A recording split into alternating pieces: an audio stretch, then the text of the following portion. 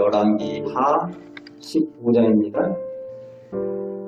하나님 보시기에 정직히 행하였지만 전쟁을 즐겨서 하나님께서 기뻐하지 아니했던 그 형제나라 에돔을 치고 또 같은 민족인 북이스라엘을 치려다가 피하여서 포로가 되었던 아마샤 왕이 죽은 뒤에 그 아들 아사랴가 왕이 된 것으로 오늘 본문이 시작을 하고 있습니다. 그의 아버지처럼 유다왕 다윗 자손답게 여호와 보시기에 정직히 행하였으나 산당은 없애지 아니해서 여전히 백성들이 거기서 우상에게 제사하고 분향했다라고 오늘 본문 가운데 기록을 하고 있습니다. 백성들이 문회에서 우상을 섬기고 산당에서 제사하고 분향하는 그것이 그저 백성의 탓이고 책임이 아니라 그 책임은 지도자인 왕에게 있다는 겁니다. 근데 그 책임에 대해서 왕이 회피를 하는 것을 하나님께서 기뻐하지 않으신다는 거죠. 그래서 하나님의 징계로 그 왕이 하나님 보시기에 정직히 행하긴 했지만 하나님께서 그의 징계에서 나병 환자가 되게 하셨다라고 오늘 본문 가운데 보여주고 있습니다. 말씀하여 주고 있습니다. 그리고 이제 8절부터 31절까지는 북이스라엘에 대한 내용들이 나오고 있습니다. 북이스라엘 왕들의 왕이 되고 반역하고 또 다른 사람이 왕이 되고 피 흘리는 그런 내용들이 계속해서 반복되어서 나오고 있습니다. 왕의 주인이 없어요.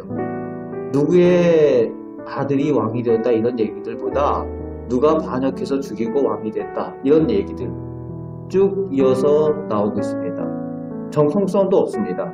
누가 왕이 되어도 이상하지 않은 그런 모습입니다. 그런데 문제는 하나같이 하나님 보시기에 악한 왕들이 북이스라엘에 나타났다는 거죠. 9절 말씀에 보면은 이렇게 기록을 하고 있습니다. 그의 조상들의 행위대로 여호와 보시기에 악을 행하여. 슬픈 이야기죠. 조상들의 행위대로 조상들에게 보고 배운 대로 똑같이 악을 행하고 있다라고 이스라엘 왕들에 대해서 북이스라엘 왕들에 대해서 설명해 주고 있다는 겁니다. 무슨 얘기입니까? 문화 자체가 악하다는 거예요. 서로 죽이고 차지하는 것이 약육강식의 문화, 그 악한 문화가 익숙해져 있다는 겁니다. 문화 자체가 악하니까 악한 줄도 모르는 그 북이스라엘의 상황을 보여주고 있는 거죠. 당연히 북이스라엘 백성들도 그 가운데에 고통을 당합니다. 어느 순간에 왕이 바뀌어 있는 거예요. 반역한 사람이 왕이 되니까 그런 상황들이 계속 벌어집니다. 늘 전쟁에 시달리고 내전에 시달리고 피 흘림이 있고 그리고 외적들이 쳐들어오는 그런 위협들 가운데 있는데 이 백성들의 고통보다는 왕위 쟁탈전이 일어나고 있는 북이스라엘 모습이 보여지고 있습니다. 하나님 보시기에 악한 사람들의 모습을 혼란한 그 모습을 북이스라엘 가운데 보게 되는 겁니다. 그리고 나서 이제 32절 말씀에는 아사야의 아들 요담, 즉 우시아의 아들 요담이 왕이 되었다라는 내용이 나오고 있습니다. 오늘 본문의 처음 부분에 유다 왕 아사야에 대한 내용이 나오고 마지막 부분에 그 아들 요담이 왕이 된 내용이 나옵니다. 역시 하나님 보시기에 정직히 행하였다라고 기록을 하고 있어요. 유다 왕답게. 그런데 또 아쉬움이 있죠?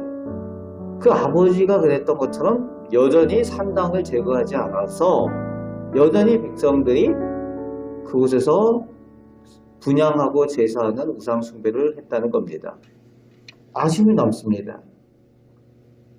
그래서 하나님께서 또 징계를 하시게 되는데 37절 말씀에 보면은 유다왕 요담 때 하나님께서 비로소 아람 왕을 보내어서 유다를 치게 하셨다라고 되어져 있습니다.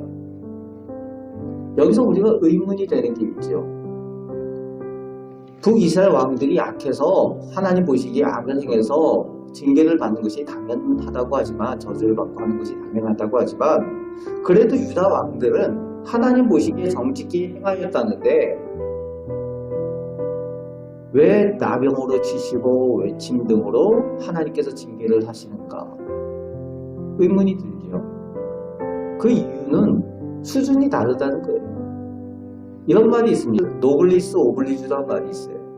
높은 사회적 신분에 걸맞는 도덕적 의무가 있다라는 말입니다. 무슨 얘기입니까? 유다 왕들은 북이스라엘 왕들하고 다르다는 거예요. 하나님께서 보시는 그 수준 자체가 다르다는 거예요. 다윗의 자손이라는 왕들의 수준에 맞는 하나님의 기대치가 있다는 겁니다. 또 다윗의 자손들이라는 그 위치는 뭡니까? 결국 메시아의 계보를 잇는 사람들의 위치라는 거예요. 그것에 대한 하나님의 기대치가 있다는 겁니다. 그렇기 때문에 여호와 보시기에 정직히 행하였어도 유다 왕에 대해서 하나님께서 징계하시는 이유가 거기 있는 겁니다. 무슨 얘기입니까? 오늘 우리가 하나님을 믿는 하나님의 자녀 천국 백성인 우리가 세상 사람들과 우리 자신들의 모습을 비교해서는 안 된다는 겁니다.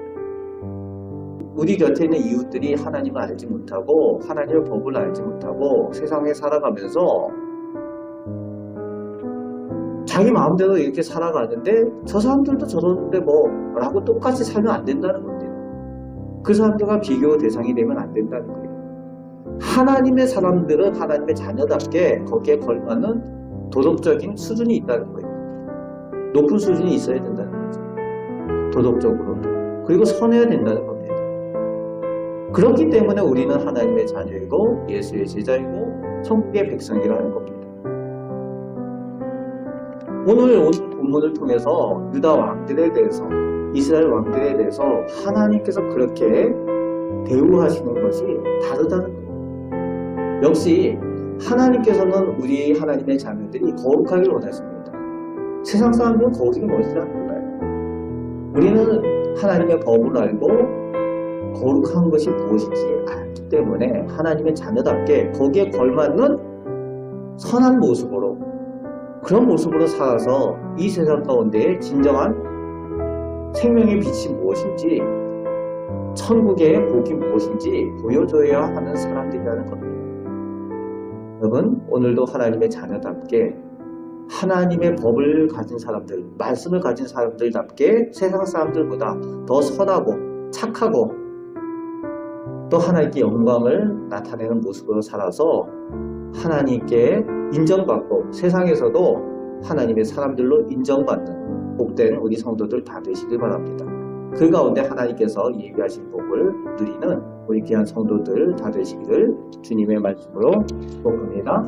아멘. 기도하겠습니다. 하나님, 오늘 저희를 사랑하여 주심을 감사드립니다. 오늘도 저희를 불러주셔서 첫 시간 하나님 앞에 나와 기도하게 하시고 또 하나님의 말씀으로 시작하게 하시니 감사를 드립니다. 저희를 하나님의 자녀 삼아 주시고 천국 백성으로 예수 그리스도의 제자로 세워주셨는데, 아버지 하나님, 저희가 저희의 신분에 맞는 착하고 선한 모습으로 하나님께 영광을 돌리는 모습으로 이 세상 가운데 승리의 삶을 살게 하여 주옵소서. 더욱 선하고 착하여서 세상 사람들이 알지 못하던 하나님의 말씀의 능력을 보여주며 사는 저희들 되게 하여 주시고, 저희들 모습을 통하여 빛과 생명의 모습이 나타나게 하여 주옵소서. 오늘도 저희들 기도할 때에 하나님께서 저희의 기도를 들으시고 응답하여 주시며 더욱 좋은 것들로 허락하여 주심을 믿습니다. 하나님께 복받는 저희 성도들 다 되게 하여 주옵소서. 감사를 드리며 우리를 사랑하시는 예수 그리스도의 이름으로 기도합니다. 아멘.